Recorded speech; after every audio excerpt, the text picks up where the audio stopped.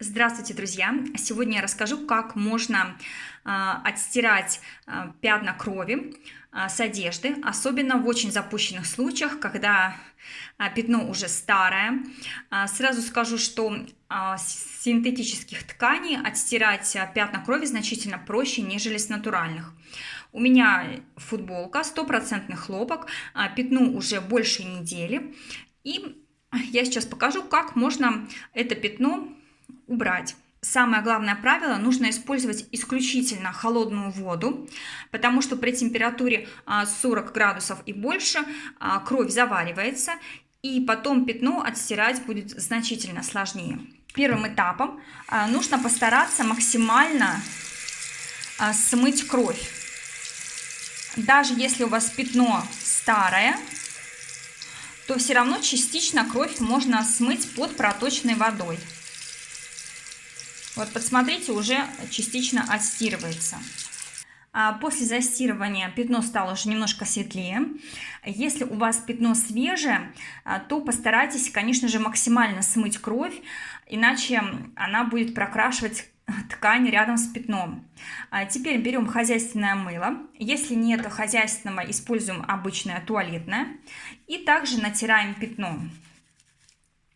В моем случае пятно старое, оно не прокрашивает мыльную пену.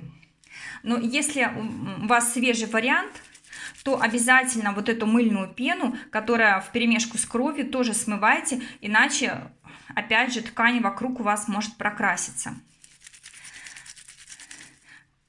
Вот таким образом натираем и смываем пену до тех пор, пока у вас пена от мыла не будет просто обычного цвета, без крови. Уже на начальном этапе, посмотрите, очень хорошо отстирывается. Есть коричневые пятна, вот здесь вот видно.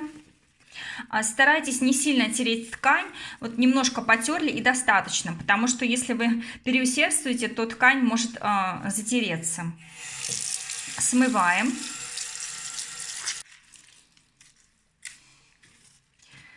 Так, и смотрим, что у нас получилось. Ну вот пятно еще осталось, но оно уже значительно светлее, но заметно. Следующий этап. Нужно опять натереть пятно мылом. И в этот раз нужно оставить пятно полежать. И, внимание, друзья, не удивляйтесь, нужно оставить полежать вот в таком вот в мокром состоянии пятно где-то час-полтора. Это особенно для тех случаев, если пятно вот такое старое, очень засохшее, как я вам показала. И старайтесь закрутить вот так вот вещь влажной стороной вовнутрь мылом, чтобы все полтора часа пятно у вас было во влажном состоянии и активно реагировало с мылом. А если вы не хотите, чтобы кто-то видел, что вы что-то застирываете в ванне, то можно положить вашу одежду прям в мокром состоянии в пакет на полтора часика и куда-нибудь убрать.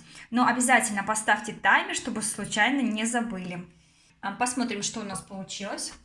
Вот пятно полностью отстиралось. Сейчас его даже трудно найти, где оно было.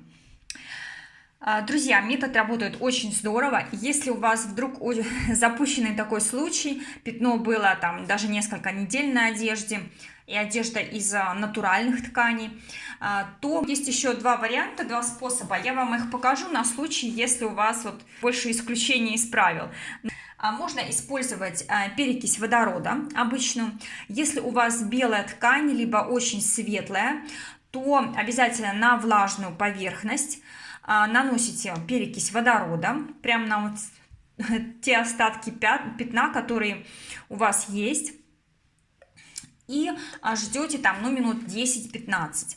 Если у вас ткань цветная, то перекись водорода лучше не использовать, потому что она может осветлить вам краску. Можно использовать второй способ — пятновыводитель, ваниш. Обязательно берите жидкий вариант, потому что в сухом не очень хорошо работает.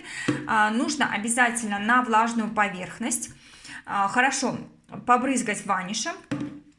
И точно так же, как мы делали с мылом, хорошенечко завернуть и подержать вещь во влажном состоянии подольше.